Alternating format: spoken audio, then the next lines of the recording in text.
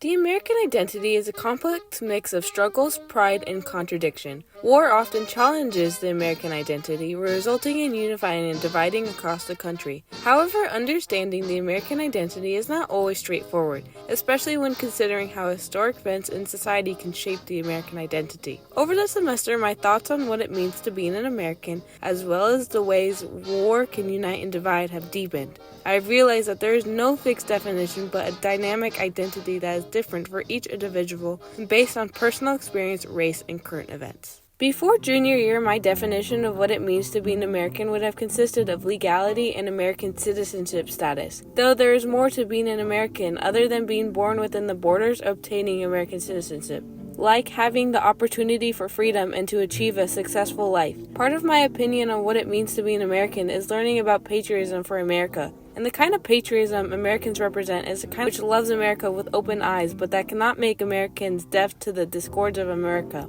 Criticism of a country may look disrespectful, but it is important to not have blind loyalty to a country and have value in the flaws as well as the positives. However, the question of loyalty to the United States has history, particularly with Japanese Americans. The loyalty questionnaire made by the Selective Service System that was given to Japanese Americans during World War II had two controversial questions, with one asking, "Will you swear unqualified allegiance to the United States of America and forswear any form of alliance or obedience to the Japanese Emperor or any other foreign government, power, or organization?" Question 28 was a difficult question to answer, as Japanese citizens resented being asked to renounce loyalty to the Emperor of Japan when they never had a loyalty to the Emperor. Japanese immigrants were barred from becoming U.S. citizens on the basis of race, so renouncing their only citizenship would be problematic, leaving them stateless.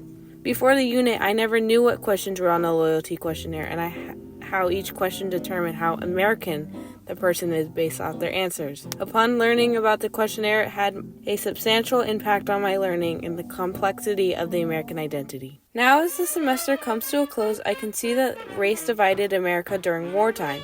The mindset of U.S. foreign policymakers before World War I was the belief in superiority of white Northern European stock, where they often reflected anti-alien sentiments of American society. These discriminatory attitudes conflict with the country's ideals of freedom. Here, my thinking has changed as I learned that war can intensify divisions between people and the discriminatory belief that certain groups do not fully belong to the American identity, no matter their loyalty or contributions.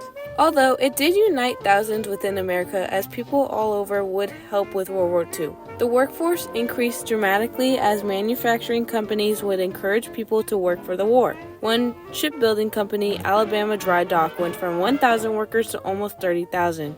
The surge of employment rate increase offered new opportunities to people to contribute to the war effort and gain success. Before the module, I had previously thought about unification in war times as people coming together to help and fight in the war, so this reinforced my ideas.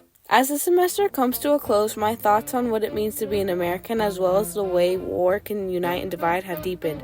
I have realized there is no fixed definition of American identity, but it is instead dynamic and is different for each individual, as it is based on personal experience, race, and current events. Next semester, this learning will help me be more critical and analytical when it comes to reading and viewing future sources. As a future voter, this impacts me to make more informed decisions and take a neutral approach when looking at the ballot. Aim to take away my emotional and political beliefs away for a second to understand how each bill and candidate will affect me and the country as a whole.